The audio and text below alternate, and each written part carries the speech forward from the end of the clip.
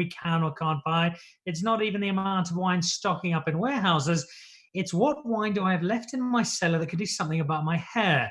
Now, at the moment, the general consensus is that if Kramer from Seinfeld and Doc Brown from Back to the Future had a kid, then you've pretty much got me. Now, it's battered into submission a bit at the moment, but generally, this is sort of stage 2 Kenny G. So I'm not heading in a good direction. So I'm almost more excited about my hairdresser opening than I am about local bottle stores. But that will change when my wine stocks deplete, which they're doing little bit by little bit. Albeit happily so, though, because the wine I've been drinking over the last few weeks has been some fantastic, fantastic examples of South Africa's very best. And that does not change today. Now, if you watched our wine show last week, on Thursday, I mentioned that I had 3 fabulous brands. I had Stellenbosch Reserve, I had Datura, and I had Meerlust.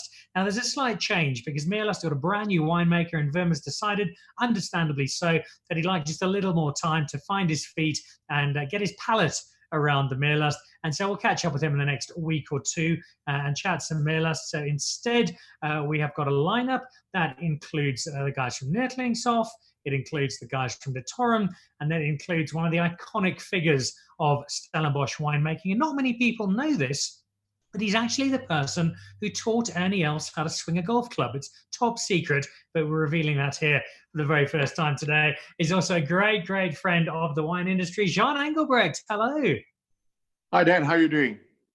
Oh, I'm kind of in a bittersweet space, Jean, because I was so excited to chat to you about the show. And the only bottle of wine I could find was a bottle of very, very good white wine. But I know Jean Engelbrecht and red wine are as natural a companion as you get. So we'll have to hold out for that red wine in due course. We will try some great stuff today. Before we open it, though, how are things at Rust and Freda? How are you keeping? And are spirits reasonably high down in Stellenbosch? Spirits is high. I think that's very important. But at the moment, like everybody else, we're treading water to see what tomorrow brings, because it's basically a day-to-day soap opera that we currently live in. It is indeed. It'll make a phenomenal movie when it does come out. A bit of a horror movie, really, at the moment. The wine community is desperately waiting to be able to get hold of wine. Are you seeing traction in orders? Are people buying in advance and wait that first delivery date? Yes, I see that, because I think all the wineries had to start thinking outside of the box. And if you look at the offers that's out there in the last 2-3 weeks, it's just been amazing. And you can see on the replies and the orders, people are out of wine. And I think what one must not be outside the box is that they're supporting in a big way. I've got my dream list lined up to put together, so I'll be sending it your way shortly. And it's wine that we drink, I think, from Rust and Freda, not just for the quality, but for the heritage that comes behind it. And that heritage, in a big part, is yourself, because you've been such a significant member of the winemaking community in South Africa for a long time now. I don't want to say too long, because you're still relatively young, but you've been in place for a fair while. Give us a snapshot of the wine journey, how it kicked off, how you fell in love with wine, and how you found yourself where you are today. Well, I've been very privileged that I grew up in the industry. My parents were in the industry. I grew up on the property where here at Rust and Freda. And fortunately, from a very young age, I was exposed to wine. And yes, I did. You fall in love with it. And it's a great way to eventually end up in that being your career. And I enjoy every day of it. And I think it makes, when you surround yourself with great people to work with, it makes the journey so much more interesting, but also so much more successful. So where we are today, it's been a great experience. And every day we're trying to look how we can improve. And I think that's part of the DNA of the international wine community. I was chatting a couple of days ago to a good friend of mine, Dave Farrell from Lincoln Park, who was on the show a couple of weeks ago. We have glasses of wine together. We've met through the Dunhill, and he was very fondly recalling bottles of 1694 drunkard wine tastings over in Scotland at Johan Rupert's golf event. And I'd love to be opening a bottle of that today. But I'm also quite interested and excited to open the bottle that we do have, because it's not a bottle I've had before, which is not something I say terribly often in South African wine. And it's also a wine where people who don't know the brand version, they don't know the name, so we're going, well, hold on, Jean Engelbrecht is from Rustenfreda.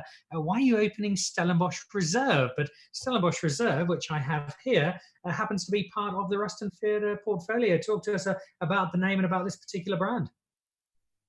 Well, we basically started, the first vintage of the Stellenbosch Reserve was back in 2014.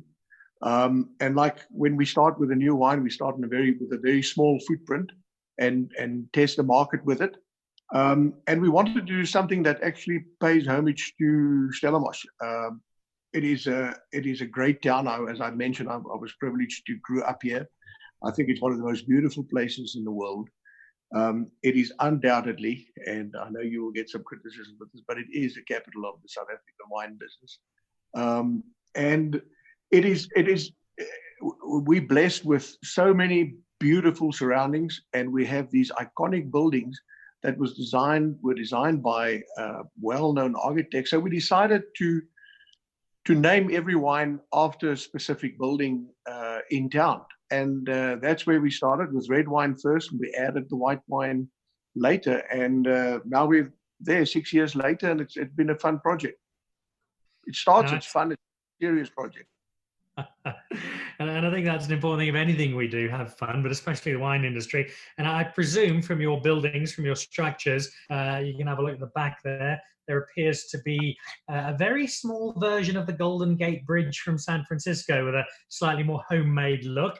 That would be Hangberg, and that's over the Eerste Rivier, if I'm not mistaken. In Afrikaans, it's known as the Hangbrug, meaning the hanging bridge, and it's been there forever. Over the river, and you use it to get to some of the rugby fields of Kutsenberg. And I think there's very few people that went through the University of Stellenbosch that did not cross that bridge. It is also very known for its romantic endeavors, but it is iconic, and it's part of Stellenbosch. It's actually the only one that is not a building in the range. Well, I actually ran over it myself. Mike Ratcliffe and Bartos Basson went for a run a couple of months ago. It was about a 4-kilometer run that took us about 2 hours because we were waiting for Mike Ratcliffe to keep up with us. And we went over the bridge, and it's a lovely little structure, which kind of raises my expectations, John, because if the bridge is iconic and eye-catching, then I'm expecting something similar from the wine. So I'm going to pour some out. As I do, this is Shannon, drunk reluctantly for a red wine drinker such as yourself. Where's the Shannon from, and what are we expecting from this particular wine? Well, the Shannon, as all the other grapes or wines from the Stellenbosch Reserve range, is from Stellenbosch. They have to be grown here in Stellenbosch, produced here. We've been fortunate that with our growers, we've had some long-term relationship with growers, so it means a lot to us because we actually can add into the whole viticulture program of the blocks that we choose to buy.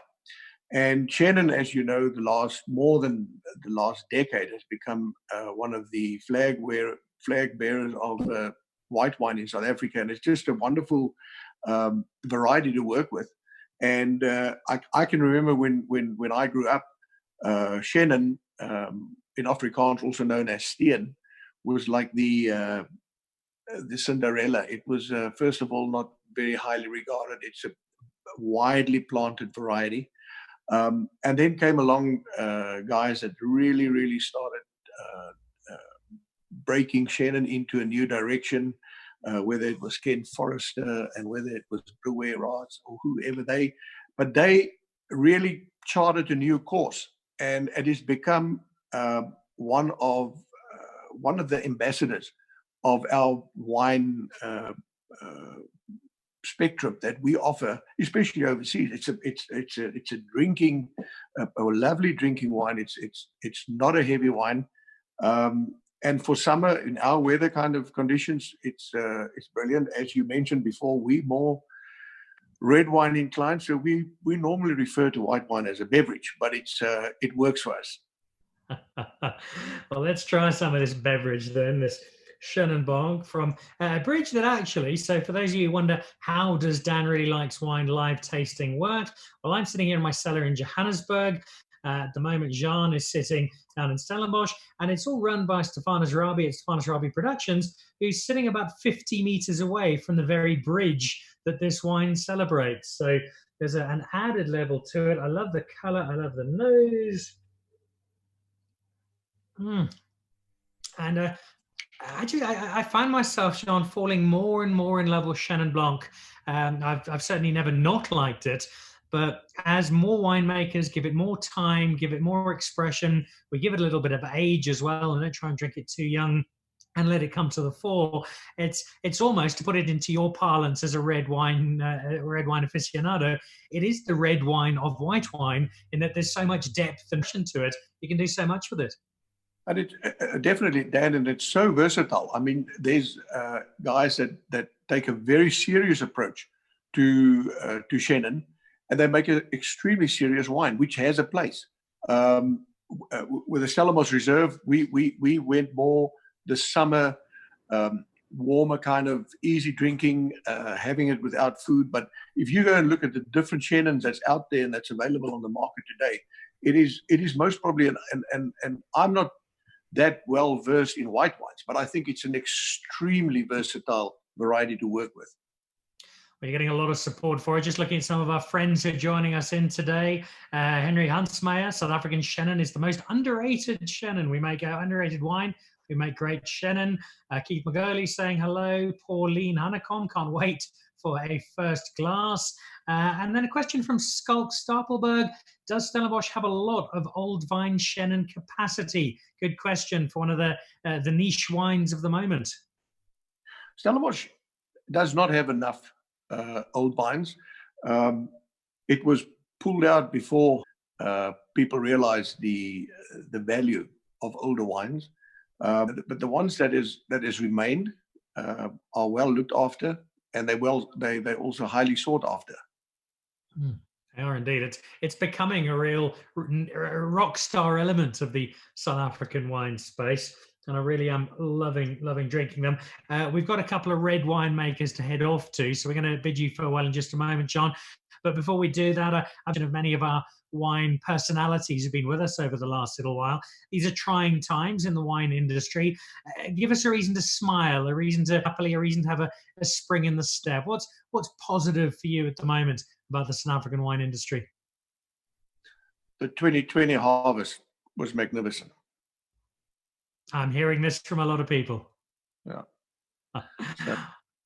Well, I look forward to finding my way down to Stellenbosch, trying a couple of early samples, but also having you back on the show in the next little while, once I'm able to get my hands on some red back into my cellar. But for now, thank you, Jean, for braving the indignity of white wine and spending some time with us.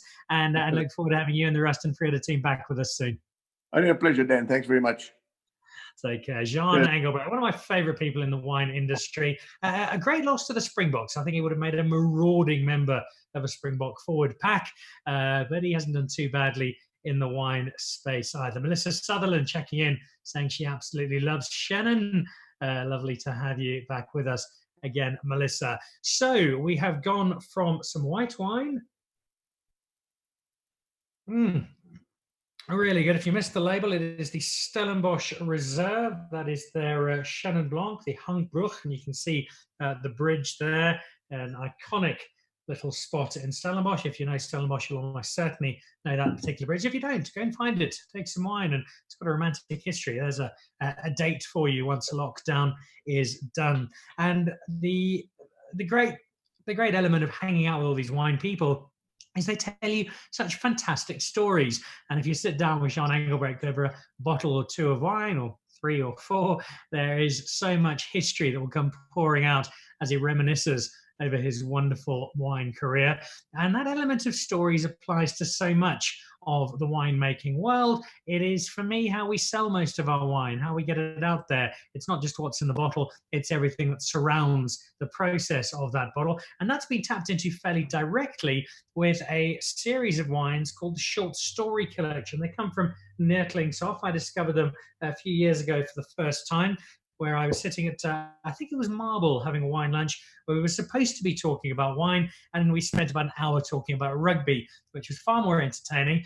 And it won't surprise you that that was the nature of the conversation when you see who I am talking to, because he's got a set of shoulders like a young Peter Steph Dutoy. Hello, de Wet Viljoen.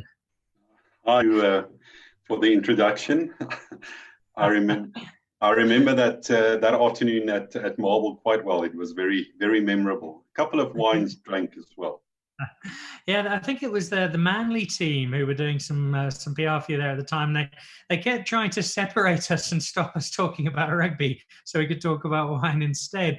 But what it says to me is it's just a reminder of wine as a platform. And yes, you can sit and talk about wine itself, but wine just lends itself to every single possible interaction. And if you've got a glass in hand and a few friends, then you're in the perfect space. And I think that leads very nicely into what we're chatting about today, the Caracal in particular, but the short story collection. And what I love about it is that all of your different short stories pay tribute to a really nice little slice of history from the Neertlingshof estate.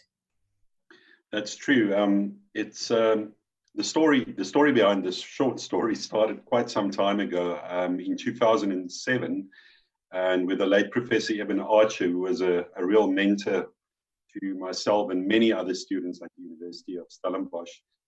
At that time he was a colleague here, and we were playing around with ideas and to come up with new names for our wines, because at that stage the Neertlingshof brand was well established, but it needed a bit of a revamp and a dusting off. And we decided to look at what was happening on the farm and the beautiful area that we are situated at. And then basically we realized that we have this abundance of nature and fauna and flora happening around us. And we incorporated those stories into our wine labels. Some refer to history and others refer to the biodiversity. And the particular wine that we are talking about tonight or this afternoon is the Caracal. So and that whole story came about because of the conservation drives that we started at Neertlingshof in those days, well, with the help of Professor Eben Archer. And Caracal is not a very fond animal if you're a farmer in the Karoo, unfortunately, because like all South Africans, they do have a liking for a nice lamb chop.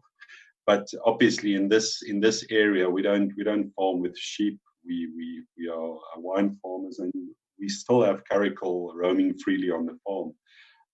And the focus nowadays of all the farmers around here is much more on conservation. And we decided to name our flagship wine after one of these magnificent animals, because they really, really are majestic and beautiful if you understand them.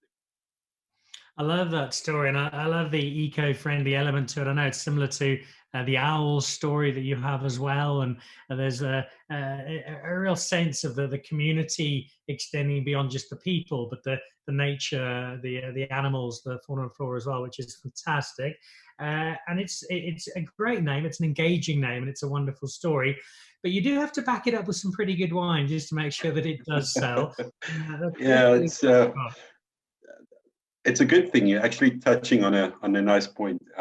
I think for a lot of time, and some of our competitors in the world focus very much on marketing their wines and getting a good drive behind it, which is really important. But I think in terms of wine quality, South African wines are very underestimated. The world are certainly starting to realize that. So to get back to your question and to this wine, it's a classical Bordeaux style, and but because we're in a state, obviously it's very similar to your Bordeaux region. We limited to what we can use in the blend.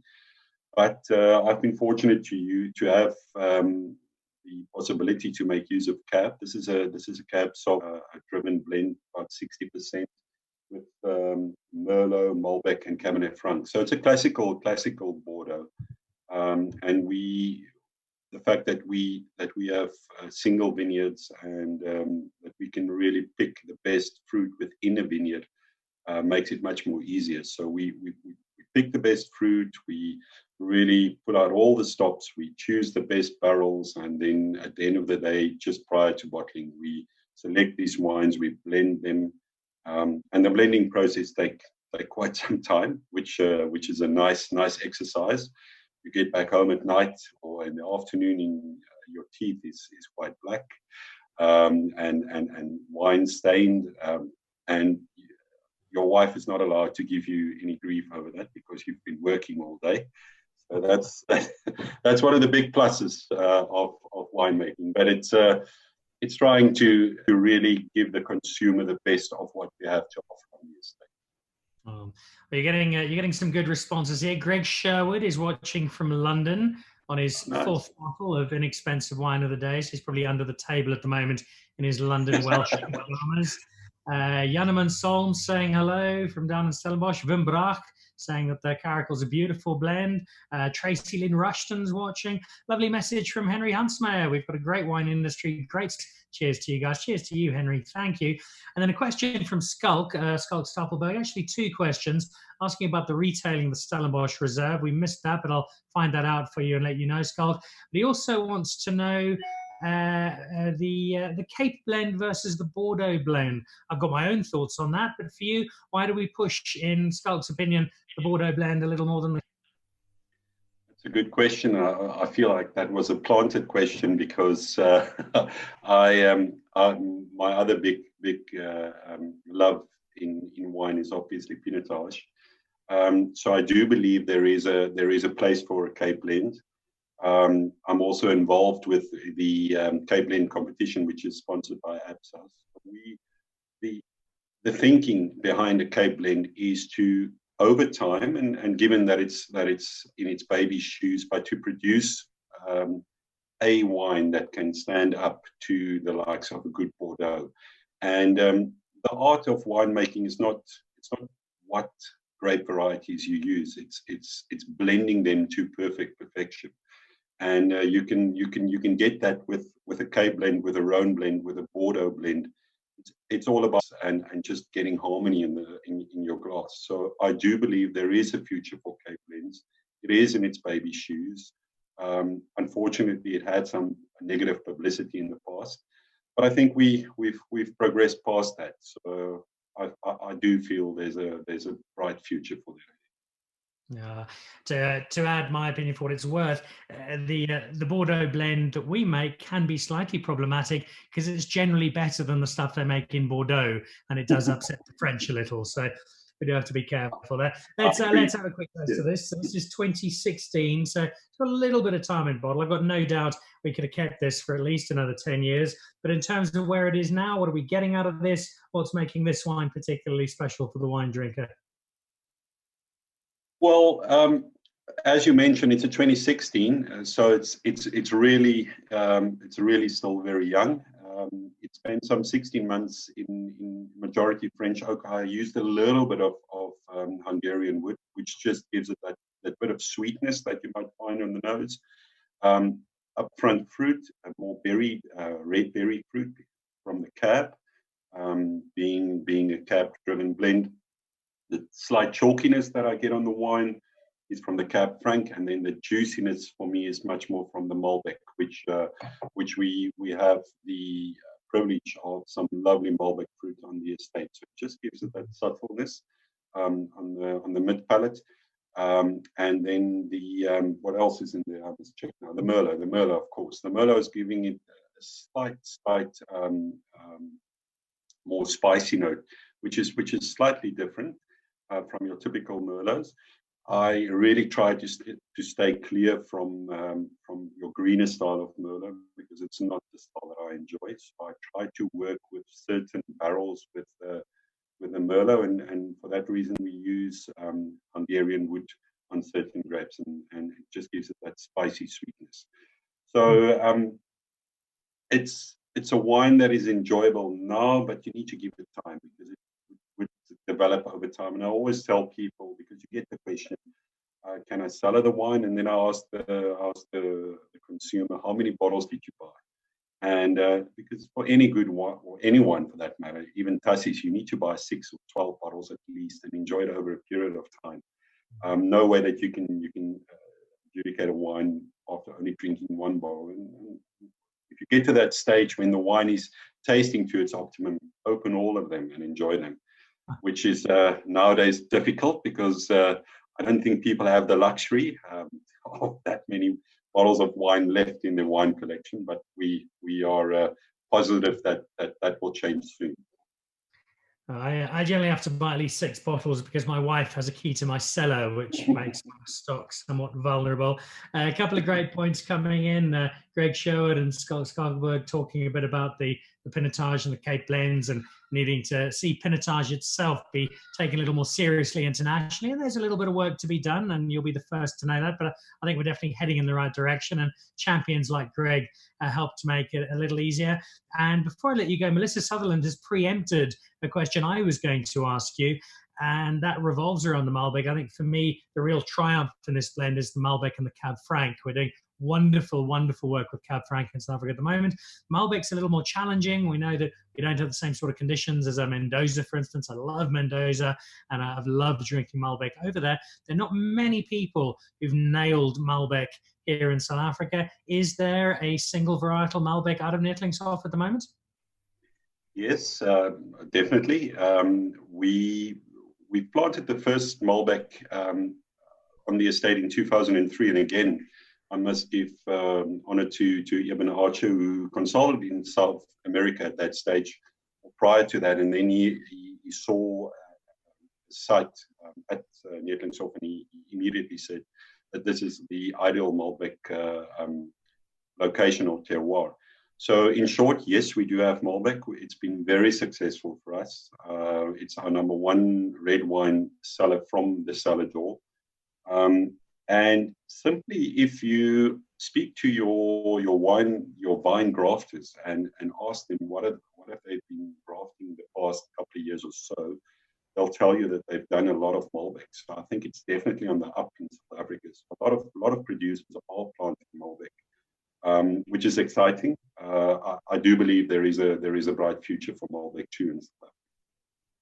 Great idea. One of my favorite grapes. I see Henry Huntsmeyer mentioning the Black Dog from Paul Wallace. It's an outstanding Malbec. I've had many bottles. Paul and Nicky are a dangerous pair when you drop in for some wine tasting. Greg Sherwood mentioning the Dulhof Malbec from down in Wellington, which is also terrific. Devet, it's far too short to be with you, so we need to get you back on. As soon as wine is in flux again, then I think we need to try a bottle of your Malbec and some of your Pinotage, and have a conversation about some more red wine.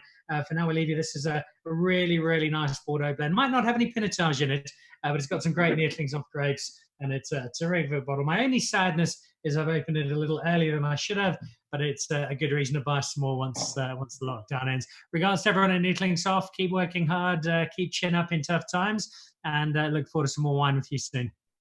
Thanks, Dan, and thanks for everything you've been doing for the wine industry. We really appreciate it, and keep well, drink enough red wine, or white wine, or sweet wine, and thanks for being a sport. Thank you. So there we go, Devet Villiers, another one of our great South African winemakers from Neertlingshof. That short story collection. Do yourself a favor, jump online, head to the Neertlingshof website, do a bit of research, read about the other stories. It's just got a really cool snapshot of the history of Neertlingshof, compartmentalized into those different wines. So that is the wine from Neertlingshof for tonight. We've had the Stellenbosch Reserve as well. It leaves us with just one to go. And as we say goodbye to Neertlingshof, we say hello to a little estate called Datura, who specialize in some extraordinary red wines. They've got a couple of them that I'd have to sell my house to buy, the Book 17 and the Black Lion.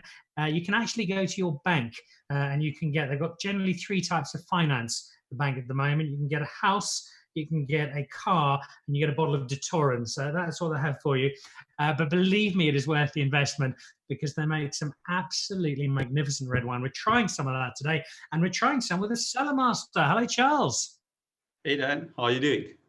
I'm also excited because I love drinking the Datura wine. I've had a lot of it with your junior assistant, Albie, over assorted lunches up in Johannesburg, which is always good fun. We're going to be drinking something that demands a question, first of all. I've always thought it as the Fusion V or the Fusion 5, but I've never been 100% sure. So clarify us, what is the actual name of this wine, and why have you given it that name? Yeah, so Dan, maybe to start a little bit earlier and actually start with the name Datura, and I think it's such a big part of our philosophy of not only growing grapes, hopefully we can touch on a bit, but also the way that we treat our wine. So we were one of the first wineries in South Africa, if not the first, that produced wine 100% with gravity. And that's actually where the name Datura comes from. So right in the middle of our cellar, we've got this big tower that essentially can go up 4 stories, and it can go 1 story into the ground. And in there, we've got a tank. So basically, that's how we move all our wine. So big part of our philosophy of winemaking, just to handle the juice and the grapes and everything with the utmost care. And then Fusion 5, actually, so Roman 5. And it relates back to the 5 noble varieties of Bordeaux. So Cabernet Sauvignon, Cabernet Franc, Merlot, Malbec, and Petit Verdot. We're fortunate where we're situated. Our farm has got 2 very unique areas, south-facing and west-facing, which gives you this really unique micro terroirs. And we basically produce a Fusion 5 from the slightly warmer area, much better suited to Cabernet Sauvignon. And then from our south-facing vineyards, we produce a wine called the Datura Z, which is also a 5-variety Bordeaux blend, but writing style, so dominated by Merlot, of course. We've already got a few people climbing in with some comments there. You've got a lot of fans out there, Charles. Bruce Villiern saying he's got some Book 17 and some Black Lion waiting for a post-lockdown celebration. Bruce, if you can just send your address and I will be there 10 minutes after lockdown ends. I can definitely make a plan if we need to do some QC and stuff. So let me know where. Oh, dear. And those are 2 great ones. Let's talk about those very quickly before we go into the Fusion 5, which I can't. You've made red wine your specialty. You sell wine at a premium, and rightly so, because the wine you make is exceptional. And although we think of it as a premium, and I make a bit of fun of the pricing, if you compare it to similar wine in the UK or in America, and you translate the price, it's suddenly not nearly so expensive. But that top end red, you come together, the Book 17, the Black Lion, the thinking behind those. I know it's great marketing for the sales team, but there has to be something fundamental about the wine that made you say, right, we can produce these wines and we can ask these prices for them. Yeah, I think you touched a little bit earlier on it. The juice in the bottle at the end of the day must be worth the price. I think if it becomes you expose yourself a little bit more when you produce more expensive wines. I think people that buy more expensive wines are used to buying those types of wines. So I always make the comment and say you're only going to fool somebody, and that's exactly what it is. So you're basically putting yourself out there when you're producing these wines. There's nothing. I always say there's no magic in these wines. It's about redefining what's perfect on your farm. So it takes hours and hours in the sun. It takes hours and hours in the cellar. And it's actually just looking at those little perfect nuances that you can catch up, either through science or just by spending time in the sun and amplifying those in a nice wine. And again, it comes back to blending. And I think that's the magical thing about working with blends, is that you can kind of find that synergy. What makes a wine tick? What makes it go from here to just the next level? And I think that's probably one of the most exciting parts of our wines is getting to know the components, personality, and seeing how they will actually fit together. And we're actually in the blending process at the moment, and it's just amazing again to see that if you just chuck all your best wines together, it's hardly that's going to make the best blend. It's about finding that synergy, which is quite special. Yeah, it's artistry, really, isn't it? And you need the experience, the understanding. What's a certain block going to say? What are your conditions? I mean, I love it all. It's largely beyond me in terms of how you actually do it, but I love the theory behind it. More importantly, I love drinking the actual wine. So let's do exactly that. And we have here the Datura Infusion 2016 with those 5 noble varieties. Second Bordeaux blend in a row. We've had some lovely, lovely short story clerical from Neertlingshof, not too far from you guys. 2016 now, similar to what I said from De Wet at Neertlingshof, is 2016. We definitely could have kept a little longer. This Fusion 5, I'm only opening because it's my last bottle of Datura and I wanted to chat. we can definitely help you with that.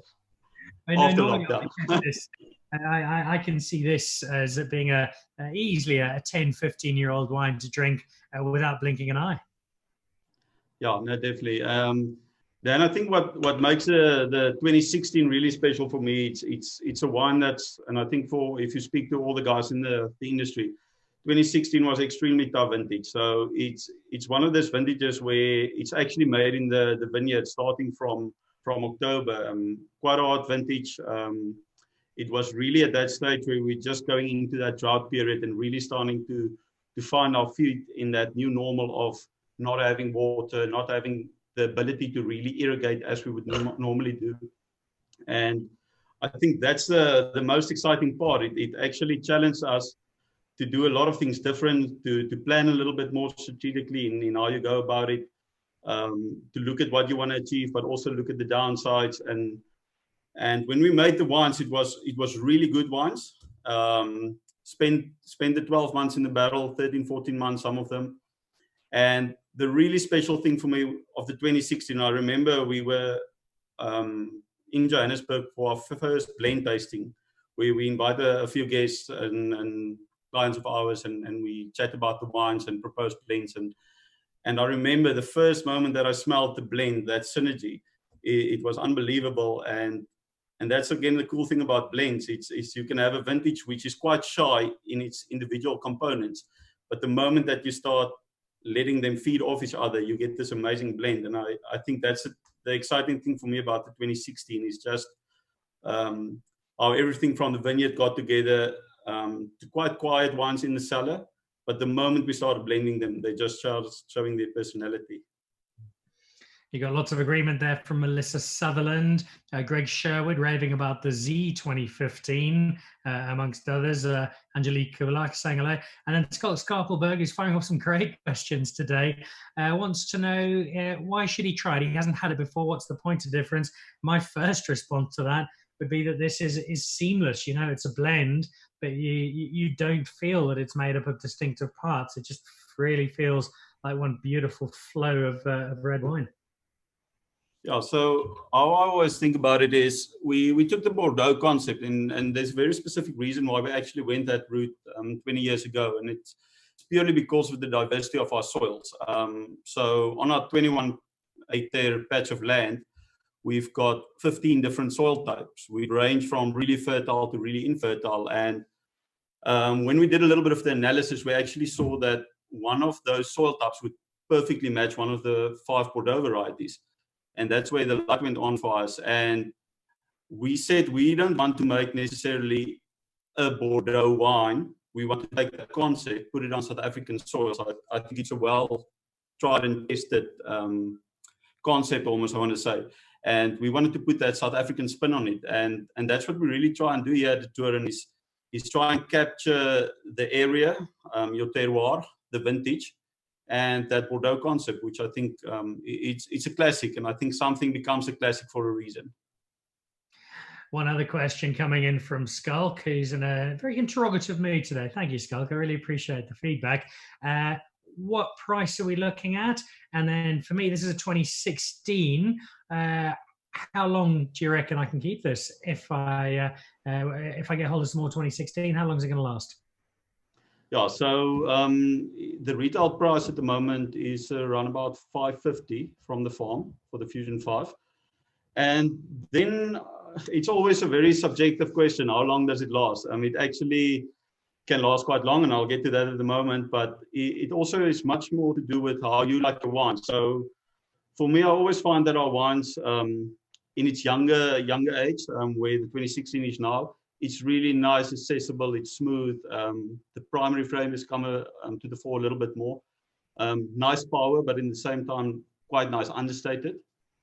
The sweet spot for me, and that's just me personally, is around about 10, 12 years old. That's that perfect match where you can put it in a lineup of Bordeaux and it will just seamlessly go in there. We do that as a party trick the whole time. It's that combination of tertiary, it's still got that prominent primary fruit, it's got power, it's got elegance. And then, of course, if you like that nice smoothness and tertiary flavors that age brings, I always say we can't tell you it's going to last 50 years because we've only been in the business for 22 years. But the 99 that Albie still made, it's absolutely stunning. And I remember joining 12 years ago, we had this vertical lineup, which we do every year. And I remember jotting down the comments in all ignorance as a highly trained wine professional. And I jotted down probably good for another 2 years. And that has been my comment for the last 12 years. That wine just keeps on going and keeps on going. So it's absolutely amazing. I've heard of those legendary verticals. Albie did mention them before. So perhaps one day as a wine dream. Charles, thank you so much. It's always great sharing some knowledge and some passion, which you have in equal measure. We're having some more of them on the show in due course. And until then, keep making fabulous wine and keep flying that Stellenbosch flag high and reminding the French how to make proper Bordeaux. We certainly will try. Thanks, Dan, for having us. It was a real nice catching up with you. There we go. Charles from down at Datura, and wrapping up what's been a really fun snapshot of Stellenbosch. John Engelbrecht gritting his teeth and trying some white wine instead of his usual red, but some lovely white at that. The Stellenbosch Reserve Chenin Blanc. Yet another reminder, as if we needed one, of just how well we're making Chenin here in South Africa. De Wet Viljoen and his Netlingshof Caracal from their short story collection in a blend that's making great use of their Cab Franc and their Malbec in particular. And that Datura Infusion V, it's only 4 years old. In 100 years, will be absolutely fine. You'll love it. And another premium example of South African red. So what do we have to look forward to later on this week? Well, we stay in Stellenbosch and go just a little further up the road, and we'll be trying some wine from De La Graaf, Mornay Frey, trying some of their Botmaskop, as well as their Western Cape Sauvignon Blanc. And then arguably the only person currently in the food and wine online television space in South Africa whose hair is worse than mine, David Higgs of Marble and Saint fame, who's busy cooking up a storm on Instagram 17 times a day. He'll be stepping away from his stove and his bulldog and trying some wine. We're going to be sampling a little Antoine Rupert Cabernet Franc and also some rather special Crystallum Chardonnay. A couple of thank yous there. Andrea Joy Ferry, saying thanks very much for being part of it. Angelique Kavlakis, Skulk as well. And Gerard Holden, the blonde bombshell, Boris Johnson's illegitimate older brother, from down in Franschhoek, saying hello as well. Big hey to Pick and Pay for all supporting wine in South Africa and selling wine online as soon as possible. So head online, have a bit of a look at their selection and get ready to pounce. Big thank you to Netlingshof, to De Toren and to the Rusted Frieda family. And I'll see you back again on Thursday with David Higgs, as well as the wine of De La Graaf. Stay safe. We'll see you then. Goodbye.